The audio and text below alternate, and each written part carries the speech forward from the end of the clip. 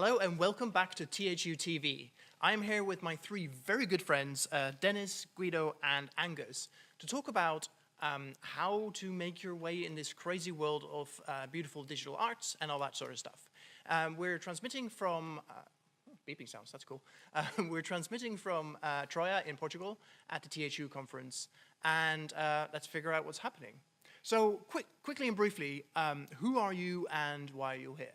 Yeah, hi. My name is Guido Moeller from Wacom. I'm Senior Solution Consultant at Wacom. And yeah, I'm here my third year, I guess now, and I'm super happy to be here again after all the year and meet all the guys, You're meet the tribe. You're a sucker for punishment, is what you're saying. Thank you. Nice.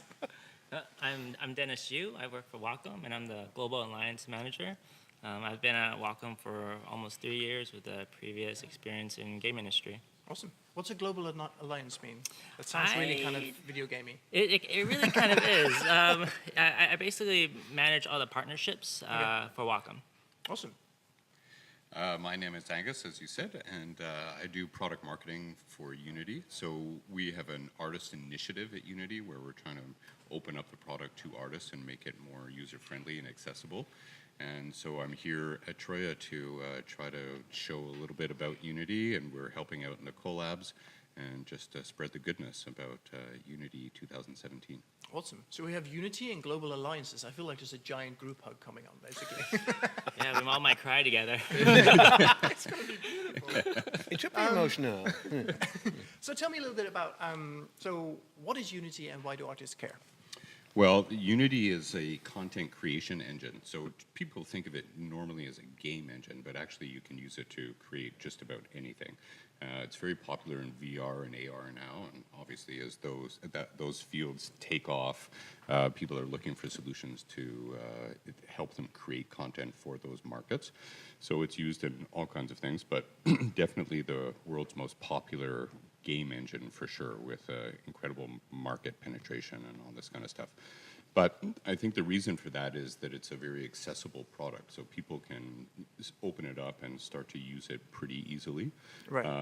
And begin to make things. And we've seen a lot of success where people who don't have a whole bunch of experience will use all of the resources that Unity makes available to them, such as a big community, learn content, tutorials, right. all this kind of stuff, and actually be able to make stuff pretty easily and quickly. And there have been some amazing success stories of not huge teams making big AAA games. Of course, yeah. we have those too, but people who just, like, as artists, pick it up and start to work together. And you know, there's some amazing examples. Crossy Roads comes to mind, where you have just two people and they make a super successful game. Yeah. So I've loaded up the Unity thing once, and I thought, this is too geeky for me. Can artists use it, or is it mostly aimed at programmers? Well, the history of the product is definitely one of being made by programmers for programmers. Right. And programmers really appreciate it. It's very powerful and flexible and has a lot of great capabilities, and it's super well extended. But what's happened is that over the years, people have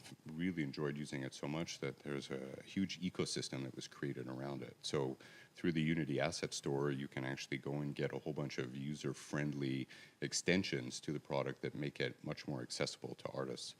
But when we looked around at all of our customers, we saw that most of them felt just like what you mentioned. So hey, we realized that if we want to make more harmony in a development team and a production team, if we wanted to remove barriers and we wanted to let artists actually do the creation and the iteration and the experimentation that they really appreciate, then we needed to open it up even more. So right. we've started to put greater unity almost. Absolutely. Absolutely. I mean, even our events are called Unites, and that's what we're trying to do, is like bridge that gap and let artists be good at art, working in Unity, and programmers be good at programming in Unity, and each of them play to their strengths, so that at the end of the day, you have a better production that is going to give a better experience to the player, consumer, viewer, whatever you want to use the word, of the person who actually is going to view the end result of what you've made. Right. Awesome. So, yeah, we're putting in more and more artist-friendly tools and putting graphical interface so that the next time you open it up, you could see something there that looks a little bit more familiar, whether it's a timeline-based management system to choreograph and organize all your assets, or our new Cinemachine system that lets you point and click to compose shots and track objects and easily give your intentions to the camera system so that it follows the subjects that you have in mind, all without programming, all without code. Or our new post-processing stack that lets you polish and really finesse the look and tell more stories with color and hue and light and all these kinds of things. That's awesome. Yeah, borrowed basically from a world of post-production where color grading is something that is done every day on rendered content or film or television. And people want to use those same storytelling techniques in real time. So those are some examples of things that we've done to make it more accessible for artists. Yeah, that's awesome. We have an earlier track actually with THU TV, which is all about bridging the gap between art and technology. And what we find is that a lot of technologists are a little bit scared of art because it's all pretty and fluffy, and a lot of artists are a little bit scared of tech because it feels very 0 and 1 and that kind of stuff. And I feel like you guys do a really good job at bridging that gap, but obviously Wacom has got a long history of doing a very similar thing, of actually taking something that is really analog and turning that into a digital experience. Can you talk about how that product has kind of developed from being the earliest tablets? I remember I had one with the Apple, the old Apple sockets back in the... Yeah, with the ADB. Yeah. With the ADB connector. Retro. Yeah, Proper retro. OS 9, OS 7 thing, yeah. OS 7, yeah. Yeah. It was properly retro. And I was like, wait, you can use a pen to draw on a thing? That's amazing. I think we've come a long way since then. Actually, 35 years. Yep. 35 years. Yeah. And I think, as far as I remember, it's a result of kind of laziness of two people working at a newspaper in Tokyo. They were just rid of setting all the Japanese kanji types. So they just decided, okay, why not writing them, drawing them? And so the old story began, and it was always around the idea of having a perfect man-machine interface. And if you talk about machines in the, I would say, in the end 80s, mid 90s, they were really computers. They were all beige and gray, even no graphical user interfaces. So, and as you said, so we started, and we literally have been supported since Photoshop 1.0. There was tablet support, which was in the beginning pen pressure, so that you can press your pen hard and soft, and the line width or the opacity changes. So, and the good thing is the company has grown, the market has grown, but we are still a little small company, and we are still can listen to our customers, and we do this, and we bring every generation of new products. We bring the feedback of the customer into our products, and yeah, I think it was so far pretty successful. So what do the customers tell you? They, you said it kind of there when you say artists are afraid of technology, and so what we hear a lot is our customers or the artists love our tools because the tool's invisible. The technology kind of goes away, so they pick up the pen and immediately they feel, wow, this feels great. How do you describe that? Right? Yeah. It's digital. It feels great. Look at my strokes, and that's what we want to hear. And so we take that back and we try to innovate from that. So we've been innovating for 35 years, with 1,000 levels of pressure to 2,000 levels of pressure, and now today we have 8,000 levels of pressure, right? And part of that is just our, I call it electronic magic that we put into that, and then we work with people's workflows. It evolves. You have to work with the workflows, so we understand what the artist wants, how they're trying to create, how it's going to be consumed, and then we take the whole big picture and not just work on the hardware technology. We got to work with the software partners to really integrate that, because that's how you get kind of the man-machine, is really get the software and hardware so seamless. Yeah. And I think the less you notice the equipment you're working on, the better it is, right? I mean, I think on average, every 3 or 4 years, I end up buying another tablet, deciding I'm going to learn how to draw, going at it for 3 months and then going, oh, for God's sake, I have no talent. But I've got to say, between the different variants of products and between the different variants of discovering what actually you can do with just a really simple interface. And I guess stuff like the Apple Pen coming out and drawing on tablets and that kind of stuff, it's not even slightly the same experience, but the idea that ultimately artists really like using analog tools and analog products to kind of express the creativity that lives inside them is a really exciting prospect to me, I think. So what can an artist actually learn from, I guess, what I'm curious about is you guys say that you're talking to artists to listen to them and find out, what do you want? But there's the old saying of Henry Ford, right? If you listen to what the customer says, you only build a faster horse. So at some point you have to say, you know what, fuck you. I'm going to go build a car over here, and that is actually what you really want. Is there a bit of that in this as well, where you actually come up with something and you say, look, yes, that's what you think you want, but look at this next thing we've got coming up? Yeah. There's no question. So, product marketing, basically what we do and what Unity does, just like any good customer-focused company, like what Dennis was just mentioning, is you go and talk to customers, but you also watch what they're doing, and you kind of get a big picture for what their challenges are. And it's when you pay attention to these workflows and the challenges that they're facing that you, as a software developer or as a solution provider or a designer of a product that's supposed to help people do something more, that you find opportunities to innovate and do something more than just make the horse faster. So there are tools, for instance, inside of Unity. Cinemachine is a really great example. This is something that no one had ever thought about before. And so to be able to give this power to a bunch of really smart cameras that are virtual and allow someone to say, not, oh, I'm going to manually position each one of these things, but actually say, I would like you, camera, to follow this something or other. Yeah. I'm going to communicate my intent to the system, and then let those cameras automatically compose, track, group, switch from one to the other. No one had ever thought of that before. And I think that's a really interesting thing, because what you end up doing is you go into this computer and it just does exactly what you say. And I'm like, dude, aren't you meant to be smart? Aren't you meant to help me out a little bit here? And I think those kind of things and the kind of the slightly more AI-driven smart stuff is really helping drive all of this forward, right? I mean, maybe it's not perfect, but you have a starting path that you can adjust from there. You mentioned before that these analog interfaces, and it's true that feeling is really important. And if you're an artist, you want to be able to get visual feedback to what you're doing, right? You're deciding with your eyes, not with code. Right. So whether you're drawing with a pen and tablet from Wacom, or you're moving a dial inside of our post-processing system in order to adjust the color of something or the look of it, you want to provide an interface for that analog feeling inside of it.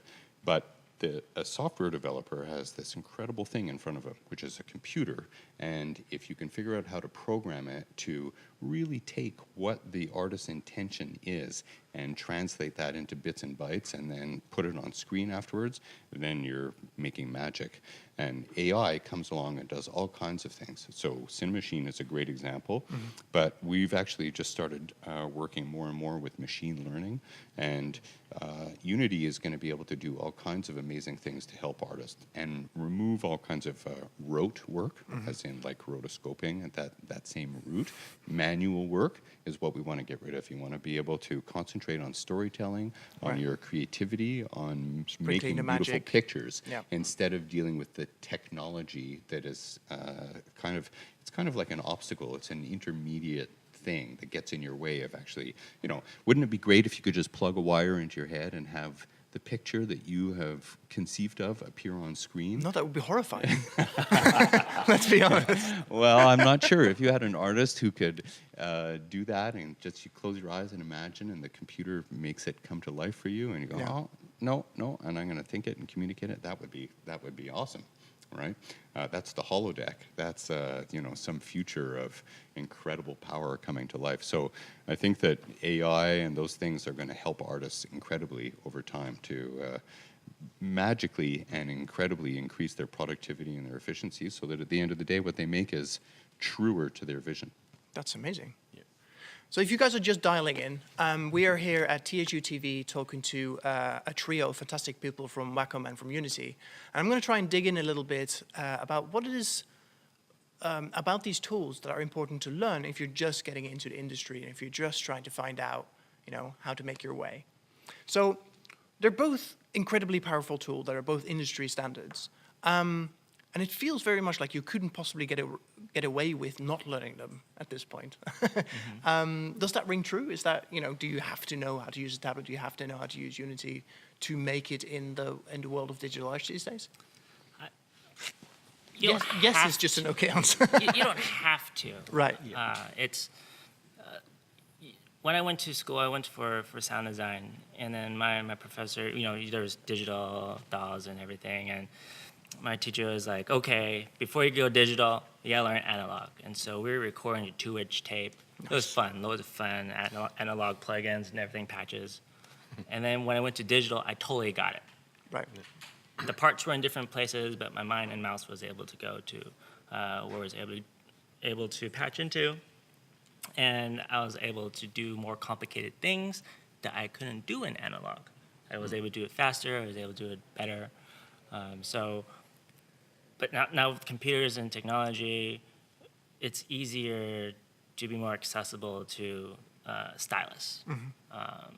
Windows has stylus support, iPad has stylus support, laptops have stylus support, Chromebook has stylus support. Commodity. Yeah, it's a commodity. It's been democratized. So I would say pick up any stylus, even to start digital. And always use pen and paper, but just use the digital tools to help you excel, practice the foundation, and then go into digital. But I feel like you're actually getting very close to something really important there, which is if you are trying to get to somewhere professionally, then learning some of the basics is actually kind of important. I mean, my whole journey was, I've done a lot of photography, and I shot analog for a long time, and it was a very slow learning process. I switched to digital, and suddenly my learning went like 10 times faster because there was no gap between developing and all that kind of stuff. But the fact that I've done analog means doing stuff in the darkroom is easier, but it also means using stuff like Lightroom and Photoshop becomes easier. I feel like the analog underpinnings, some schools focus on that more than others, some focus on it less, but it feels like it's still really important. And do you think schools are still focusing enough on that, or do you think there should be more, or self-study, or however you want to look at that? I think it depends. Based on my experience, there are a lot of schools still going that way, starting with a very early phase of analog tools, which is probably too much. Right. So probably too much. And in the last year of your studies, you come to the digital world. Right. And then you have it fast. Others are really doing only a fraction of the studies, doing it in an analog way, and do most of the stuff. I think there's a golden balance between these two paths, so I would say. So you need to master both tools. So for example, in photography, Photoshop and no Lightroom, they are building on the old principle of a darkroom. Yeah. So if you understand the principle how darkroom works, if you ever worked in a darkroom, you know how dodge and burn works and what it does, actually. And you know how to use these tools. Right, even still using the old vocabulary is interesting, right? There's people who've never they touched use an dodge analog and burn. camera, Yeah, but go, wait, what's a dodge? Why am I burning and it gets darker? That doesn't make any sense. And really, like, if you go digital, your digital skills are only as good as the software that you use it with. Yeah. I mean, so that's why analog is also so really important, just to have that basis. So you can use any software and still have that same skill. Right. And not feel because lost. you're basically coming home to I mean, the interface might be different, but the language and the thought process and all that kind of stuff is similar. Is there an analog equivalent of Unity? Well, I guess an analog equivalent of Unity would be a deck of cards. Carpenter shop? Oh, deck of cards, yeah. Monopoly, a game, right? Or maybe it's a film, because you can create all kinds of content with Unity that way. But this is a much more modern medium that doesn't necessarily have an analog equivalent, right? Right. So this is kind of all brand new in that sense. Making a computer game or making VR content or doing an architectural previs, that has an analog, right? What was it like? Well, I would build a scale model and I would ask you, I'd put it on a table and light it and ask you to look at it, and you had to imagine. Nudge stuff around a little bit. Yeah. I try to imagine what that might look like once it was built. Right. Well, now with pre-visualization that you can do with something like Unity, you can bring in all those models and you can choose your decor, you can remodel the building, you can see what something is like, you can train a doctor how to do some surgery. It's really better to do that digitally than analog. I don't know what you're talking about. They practice analog They do practice analog, but America's you don't funniest want to home be the one surgeries. who's practicing on, right? So it'd be great if you can put on a VR headset and then learn how to do a procedure and be able to, be that much more successful. So in some ways there are analog equivalents to the things you can do now, and in others it's completely brand new. Put on a HoloLens and then go and start repairing something that you've never seen before because it's recognizing whatever it is and is providing you a little guidance. Okay, now remove that panel, unscrew this, fix that, perfect examples. And so it kind of is leading to a whole new world of possibilities, and VR and AR are amazing for that. But I think that in particular is really interesting because that was actually one of the first use cases for the Google Glass, where the guys at Boeing building airplanes, putting hundreds of thousands of miles of wires into these planes. They used to have a manual that thick that goes, okay, the blue wire goes from here to there to there. But just with the little thing, it means they could actually wire the whole thing 2 weeks faster. Still the same electricians, except they just have to look everything up and check everything off. They could just say, okay, Google, I've done the pink wire, what's next, kind of thing. But I feel like without tools like Unity, that is completely impossible, because you have to actually take the blueprints, turn it into a manual, turn it into a heads-up type interface. Well, if you think about it, Unity is an environment in which to create all kinds of content. And if you think about it, a video game is really a computer program. You're making software. So you have to give people all the tools that they need and the ability to bring in information from external sources. So whether that's a model from Maya or Max, for example, or a texture from Photoshop, or the wiring diagram for a Boeing airplane, you bring that in and then you can create all kinds of experiences around it. So those are incredible capabilities, and they go, we're no longer talking about, oil paint and a canvas. This is stuff that we didn't really even think was possible before. So we're changing the definition of what it is to be an artist and to be creative, because you can do all kinds of different things. There's this Google tilt brush, for instance. Now you can draw in virtual reality in 3D space. It's kind of magic. It's kind of magic, it's kind of magic. So there's all kinds of things that are happening that are making us say, wow, there is no analog equivalent. We have to do something different. And it's all supposed to make our lives, better, faster, cheaper, easier, and in many ways, that's exactly what's happening. Your example of the technician is a perfect one for that. That's awesome. So we're running pretty low on time, but what I'd like to dip into very briefly is so imagine you are an artist about to jump into the industry and going, look, I don't know if I need to do more training. I don't know if I'm able to get a job, that kind of stuff. What is your number one tip for actually, what can you do? What can you read? What can you experience to get a leg up, as it were? I think I have two tips, not just one. It's, as an artist, it's a skill. Just like being an athlete, you need to practice. So practice, and the second one would be network. You just never know where it's going to take you. I mean, we're at a conference right now, which is pretty much exactly. 99%, as far as I can tell, people talking bollocks at each other, but then magic happens as a result, right? I've overheard, behind me, so many amazing conversations happening, people giving impromptu critiques that are actually life-changing, and it's just completely crazy. I would say that first, definitely, if you're going to be an artist, the skill thing is important. You want to be able to have those basics, just like we were talking about. In order to break the rules or innovate, you need to know what they are to begin with. So definitely learn your craft, whatever that might be.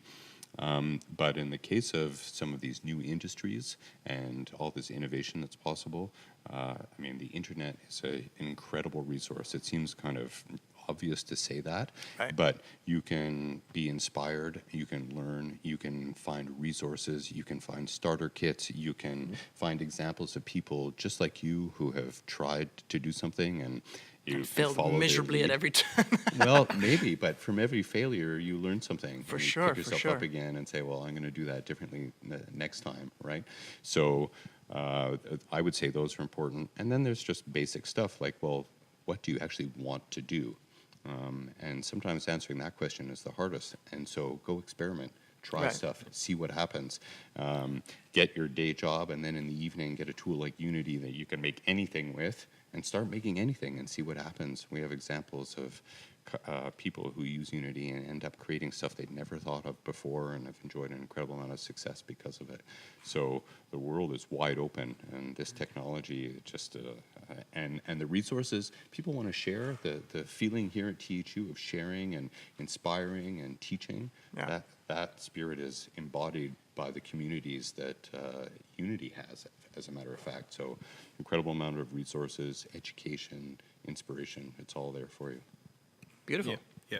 I think we have at Wacom, we have a claim: live, dare, create, and I think this reflects it. So the artists today, they have the luxury that they have all the tools available. So they have cool software they can do.